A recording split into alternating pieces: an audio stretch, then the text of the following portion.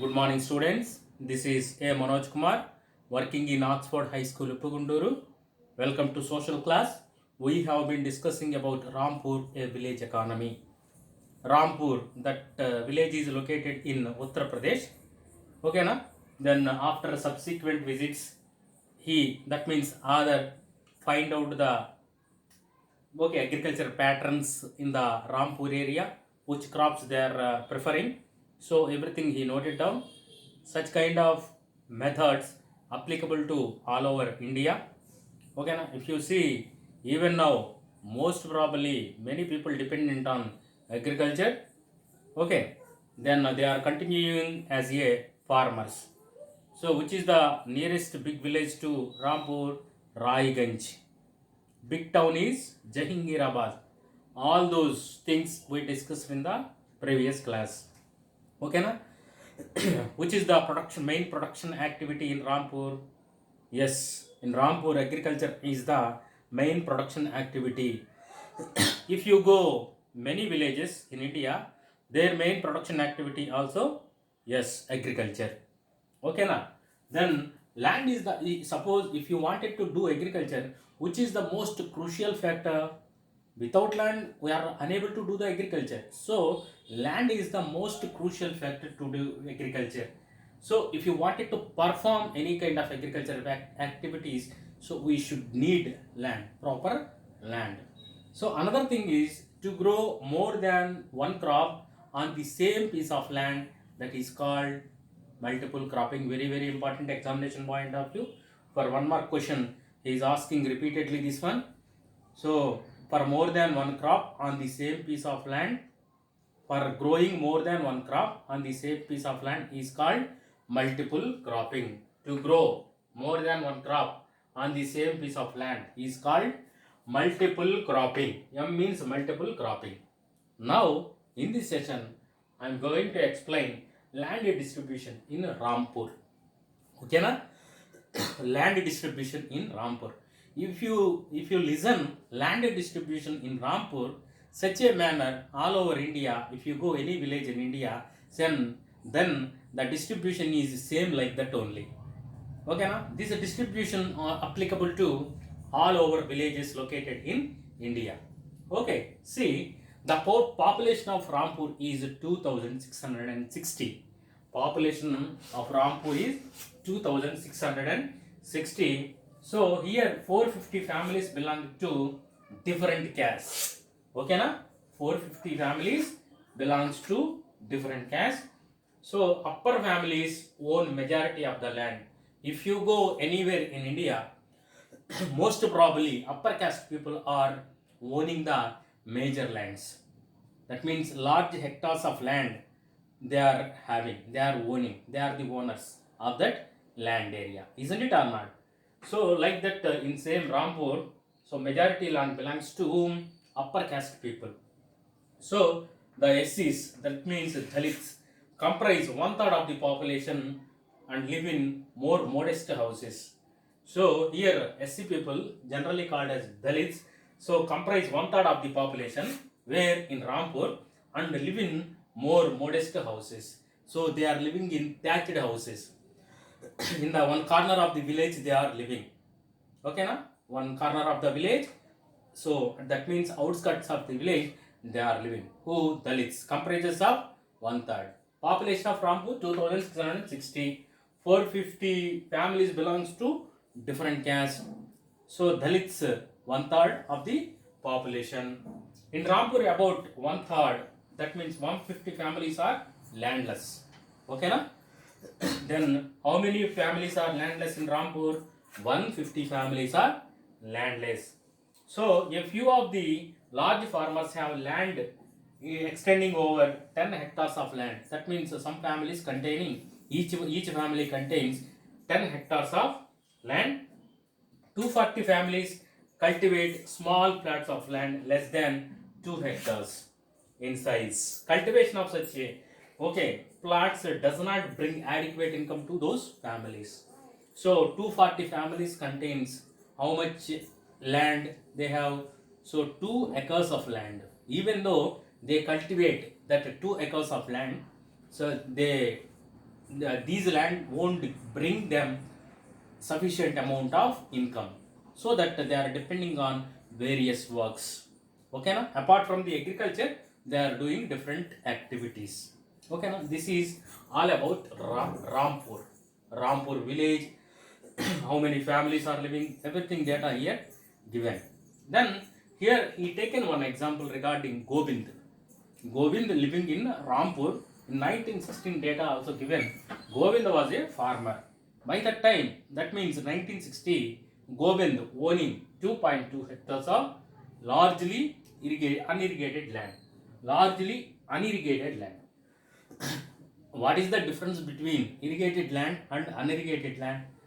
Suppose your land area, field area, okay, then having the facilities of water, that means canals, rivers are very near to you.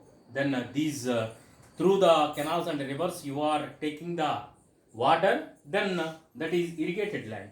Suppose your field totally dependent on rains, your land totally dependent on rains, there is no possibility for canal water and river water. By that time we can say it is unirrigated land. I think you understood regarding unirrigated land. So Govind 1960s, he was owning 2.25 hectares of unirrigated land. So by that time Govind has 3 sons. How many sons Govind has? 3 sons. With the help of 3 sons, Govind doing he done little bit of agriculture. Okay, na? Then he practices some kind of agriculture activities. So it is not possible to lead the family by using that 2.25 unirrigated land. Along with these, then he is having some buffalo. Okay, na? Then through the buffalo, he is getting additional income. Such a way, family is somewhat going better. Okay, then see, 3 sons Govind cultivated the land. Though they didn't live very comfortably, the family managed to feed itself with a little bit of extra income from the buffalo that the family possessed. Just now I explained you regarding that. If you go to the villages, apart from the agricultural activities, so many families are having the buffaloes. Okay, na? So side they are getting extra income by using that buffalo.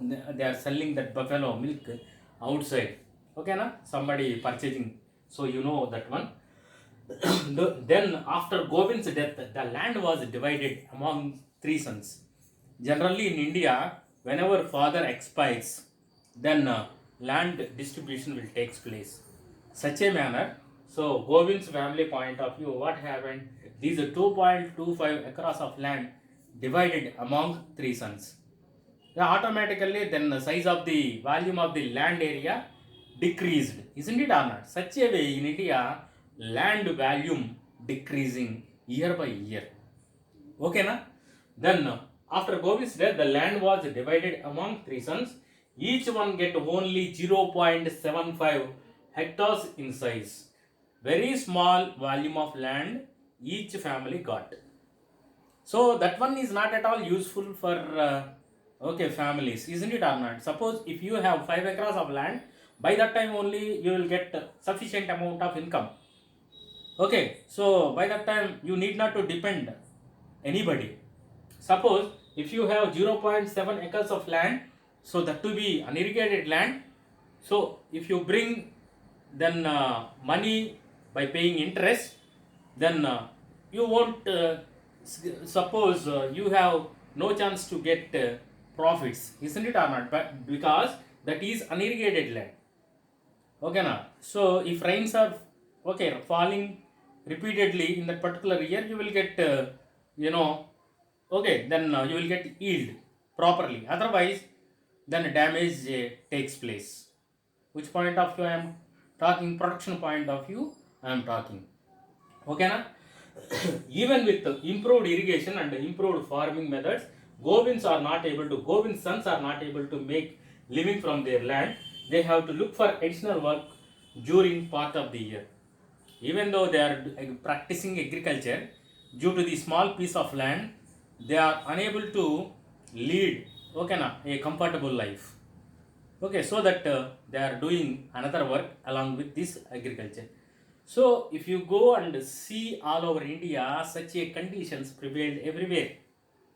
Do you understand? That means, so large land area division takes place after the expiry of the father, or else some sons are initially they are asking father distribute the land to us among the okay sons, like that they are saying, then distribution takes place, then land value will decrease.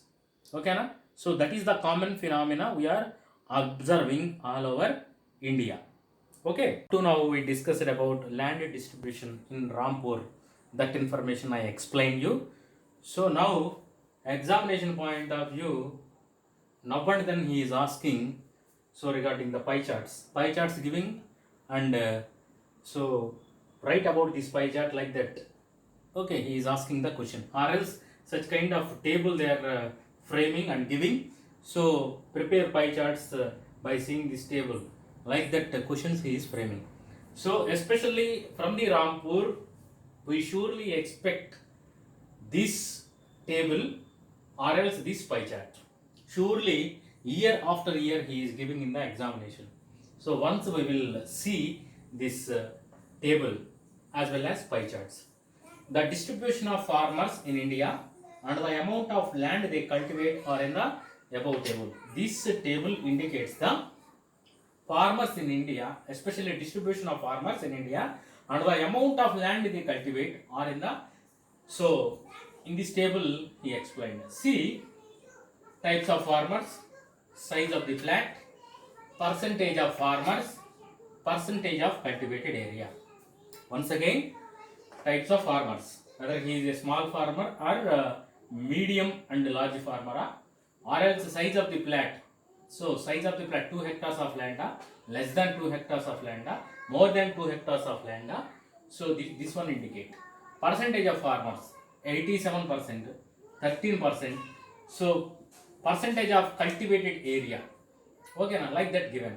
So in the first column, small farmers in the sense less than 2 hectares of land. The persons who are holding less than 2 hectares of land, those persons are called as small farmers.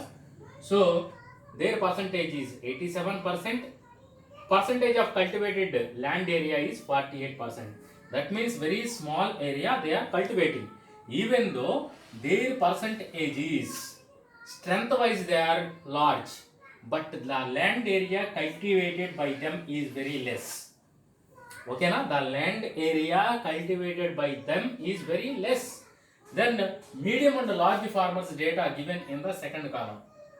So who are called as medium and large farmers? Who are owning more than 2 hectares of land, those farmers called as medium and large farmers.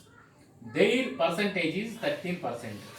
So percentage is, that means strength is very, size is very less, but holding land is very huge, very large. Here holding land is very less. Okay, then percentage strength is very high. Here strength is less, holding land is very high. If we wanted to show this data in pie diagram, then first of all draw two pie diagrams, two circles. Okay na? Then after drawing these two circles, then first regarding small farmers, okay na, then medium and large farmers data given na, this circle indicating the type of farmers, whether they are large, medium. So large and medium 87%, 13%. So medium and large farmers 13%, small farmers 87%. So this data information, so here we drawn and we pointed out. Okay na? So now we are going to draw another circle. In that circle we are going to show this data. 48% small farmers, then 52% medium and large farmers. Here in this circle what we showed, 87% small farmers, okay na? Then 13% medium and large farmers. In this circle we showed 48% small farmers, okay, small farmers, 52% medium and large farmer.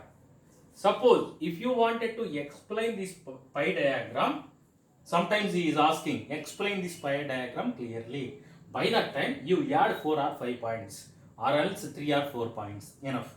So, if you keenly observe these two circles, okay, now these pie diagrams, then we are able to write the information. See, the arrows indicate that 87% of the total farmers are cultivating only 48% of land. 87% of the small farmers cultivating 48% of land. That means little less land they are cultivating. Their strength is huge.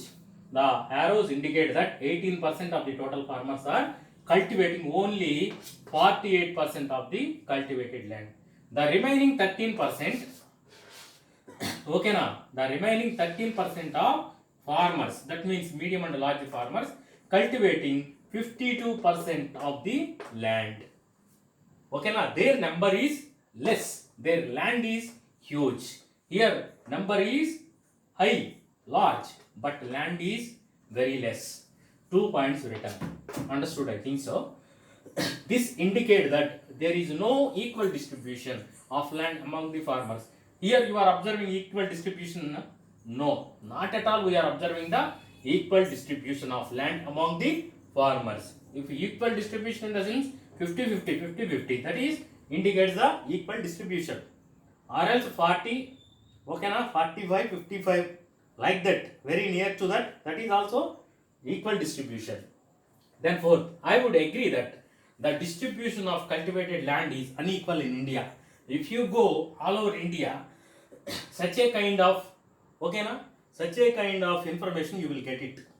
Conditions prevailed, such a conditions prevailed in India. Okay, if you write it, then full marks you will give. So, open your textbook, observe this data, then try to draw this pie chart, pie diagram. Okay na? Then in pie diagram, then include medium large farmers and small farmers. Their strength also you note down. Then small farmers, medium large farmers, everything you keenly so fill it. Then after filling that, then this additional data also try to write it. This is the information about the distribution of farmers in India and the most of the land they cultivate. Okay na? Understood, I think so. Thank you.